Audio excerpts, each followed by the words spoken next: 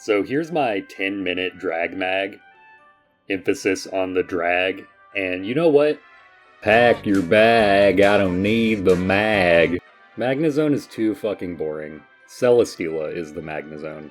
It sets up on fairies and has Fire Blast to lure Ferrothorn and the Metal Birds for Garchomp, just like it does on every other Gen 8 team I've made. But this time, it also has Stone Edge to lure Zapdos for Dragonite.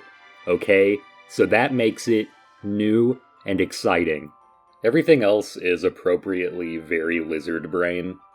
Cloyster gives you your 5 core S's, which are Spikes, Spin, Sash, Smash, and pretty good.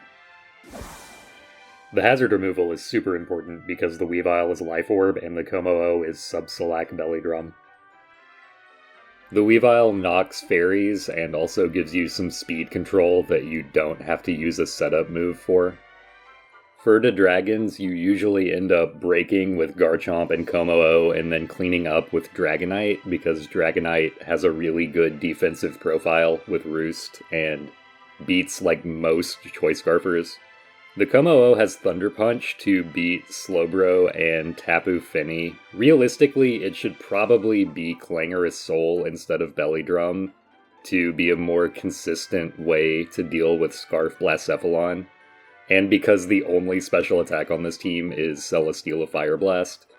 But Belly Drum has the distinct advantage of being really fucking funny. To avoid getting 6-0'd by Weavile, you just have to...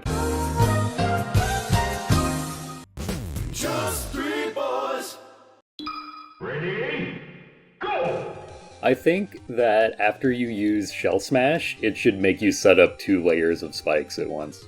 Shell Smash is still an option select for basically any situation other than someone U-turning into a Rillaboom. Because you either set up the spikes next turn before anything can hit you, or you remove a threat or force damage on like a Ferrothorn or a Tapu Fini, if you deem that more valuable.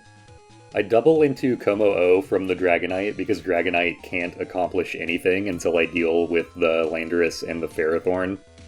Ferrothorn is the more likely switch, and Kommo-o covers it 100%, but Kommo-o would have also beaten the Landorus if the Landorus U-turned, expecting me to Clangorous Soul.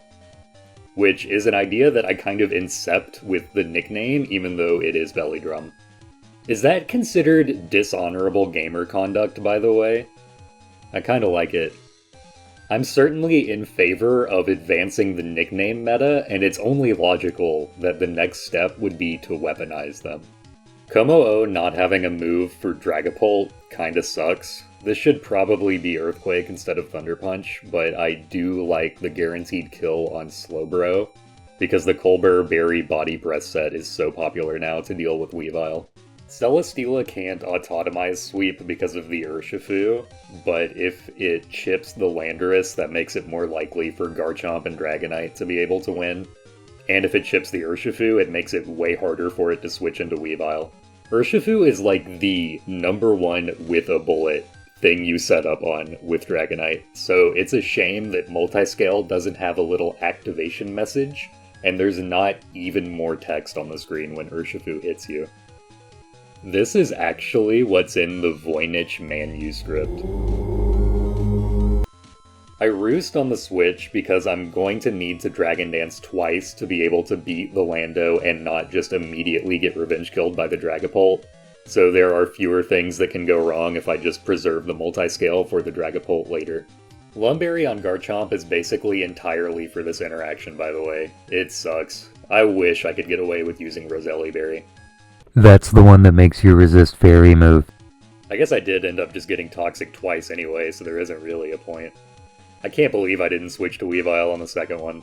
I'm disappointed in myself. I've failed you, both as a gamer and as a father figure.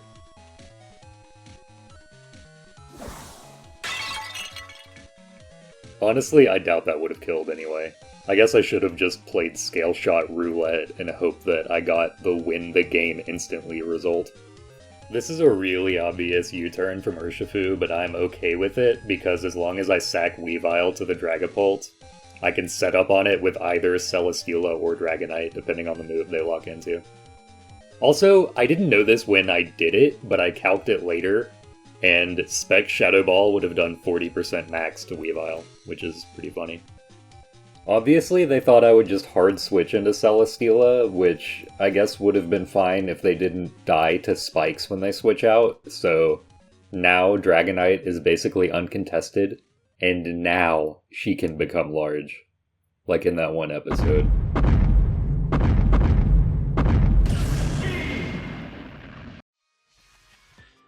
Lead Tyranitar can be kind of scary because banned Stone Edge plus Sandstream can just kill you, but then you can just set up on it with Garchomp or Kommo-o. The Rock Tomb spooks me into shell smashing, and check out this turbo rapid spin. I'm doing it as hard as I can. I didn't think Icicle Spear would kill, and even if it did, it's honestly better to keep the Tyranitar alive because of all the setup opportunities it gives me. Like, this is the easiest Kommo-o sub of my life.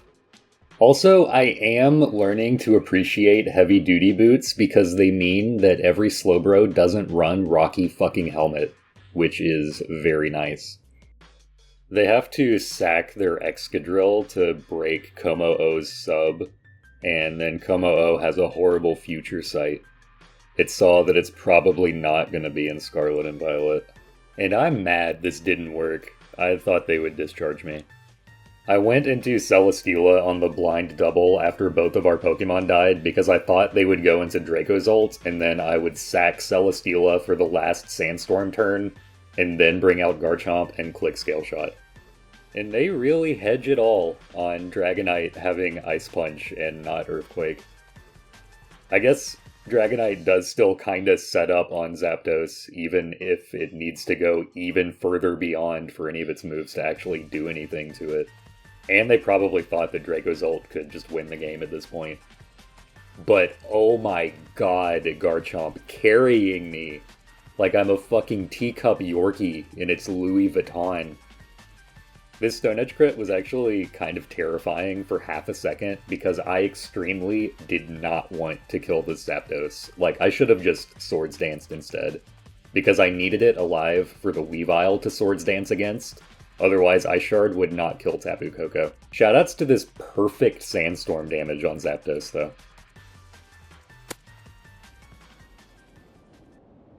I gotta say, the Sandstorm plus Electric terrain kinda really stresses me out.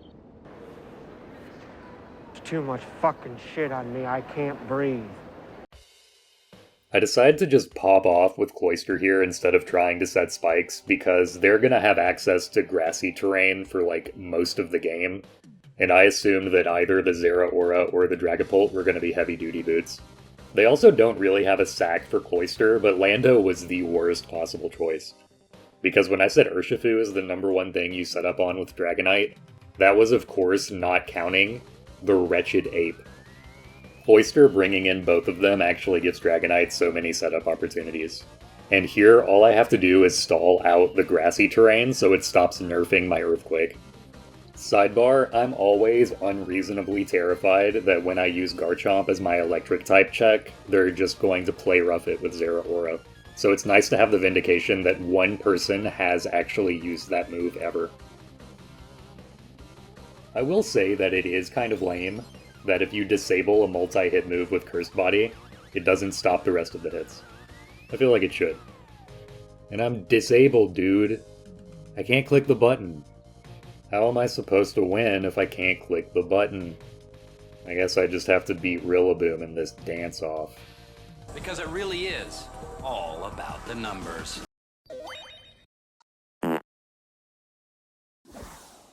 All my apes gone.